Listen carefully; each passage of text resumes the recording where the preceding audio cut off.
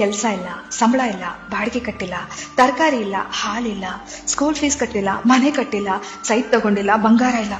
ಅಬ್ಬಬ್ಬಾ, ಎಷ್ಟೆಲ್ಲ ಸಮಸ್ಯೆಗಳು ಅಲ್ವಾ? ಫ್ರೆಂಡು, ಒಂದ್ ಹೇಳ್ತೀನಿ, ನೆನ್ಪಿಟ್ಕೊಳ್ಳಿ. ನಮ್ಮ ದೇಹದ ಆರೋಗ್ಯ ಎಲ್ಲಿವರೆಗೂ ಚೆನ್ನಾಗಿರುತ್ತೋ ಅಲ್ಲಿವರೆಗೂ ನಮಗೆ 1000 ಸಮಸ್ಯೆಗಳಿರುತ್ತೆ. ಯಾವಾಗ ನಮ್ಮ ದೇಹದ ಆರೋಗ್ಯ ಕೆಡುತ್ತೋ ಆಗ ಉಳಿಯೋದು ಒಂದೇ ಸಮಸ್ಯೆ, ಅದು ಆರೋಗ್ಯ ಸಮಸ್ಯೆ. ಎಲ್ಲಾ ಸಮಸ್ಯೆಗಳನ್ನ ಎದುರಿಸೋಕೆ ಮೊದಲು ನಾವು ಚೆನ್ನಾಗಿರ್ಬೇಕು. ಊಟ ಇಲ್ಲದೆ, ನಿದ್ದೆ ಇಲ್ಲದೆ, ಎಲ್ಲದ್ರ ಬಗ್ಗೆ ಯೋಚನೆ ಮಾಡಿ ಆರೋಗ್ಯ ಕೆಟ್ಟಾಗ ಏನ್ ಪ್ರಯೋಜನ ಹೇಳಿ?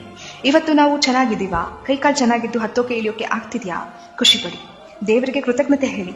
ಆಮೇಲೆ ನಿಧಾನವಾಗಿ ಕೂತು ಎಲ್ಲಾ ಸಮಸ್ಯೆ ಎದುರಿಸುವಿರಂತೆ. ಹೇಗೆ ಬದುಕು ಕಟ್ಕೋಬೇಕು, ದುಡ್ಡು ಹೇಗೆ ಮಾಡಬೇಕು, ಕಾರ್ ಹೇಗೆ ತಗೋಬೇಕು, EMI ಕಟ್ಟಬೇಕಾ, ಆಮೇಲೆ ಯೋಚನೆ ಮಾಡಿ. ಆದ್ರೆ ಅದೆಲ್ಲದಕ್ಕಿಂತ ಮುಖ್ಯವಾದದ್ದು ಸರಿಯಾದ ಊಟದ ಕ್ರಮ, ನಿದ್ದೆ, ವ್ಯಾಯಾಮ, ಮನಸ್ಸು ದೇಹನ ದೃಢವಾಗಿಟ್ಕೊಳ್ಳೋದು.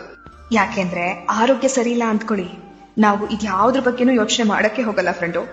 ಮತ್ತೆ ಯಾವಾಗಪ್ಪ ಹುಷಾರಾಗ್ತೀನಿ, ಮೊದಲಿನ ತರ ಯಾವಾಗ ಆಗ್ತೀನಿ, ನನ್ನ ಕೆಲಸ ನಾನೇ ಯಾವಾಗ ಮಾಡ್ಕೋತೀನಿ, ಎಲ್ಲ ಕಡೆ ಯಾವಾಗ ಓಡಾಡ್ತೀನಿ, ಇಷ್ಟಪಟ್ಟಿದ್ದು ಯಾವಾಗ ತಿಂತೀನಿ ಅನ್ಸುತ್ತೆ. ನಿಮ್ಮ ಆರೋಗ್ಯವನ್ನ ಜೋಪಾನವಾಗಿ ನೋಡ್ಕೊಳ್ಳಿ. ನಿಮ್ಮ ದೇಹವನ್ನ ಪ್ರೀತಿಸಿ, ರಕ್ಷಿಸಿ, ಆರೈಕೆ ಮಾಡಿ. ಇವತ್ತು ನಿಮ್ಮ ನಿಯಂತ್ರಣದಲ್ಲಿರೋ ನಿಮ್ಮ ಆರೋಗ್ಯ ಎಷ್ಟು ಅಮೂಲ್ಯವಾಗಿದೆ ಎಂದು ಬೇಗ ಅರ್ಥ ಮಾಡ್ಕೊಳ್ಳಿ.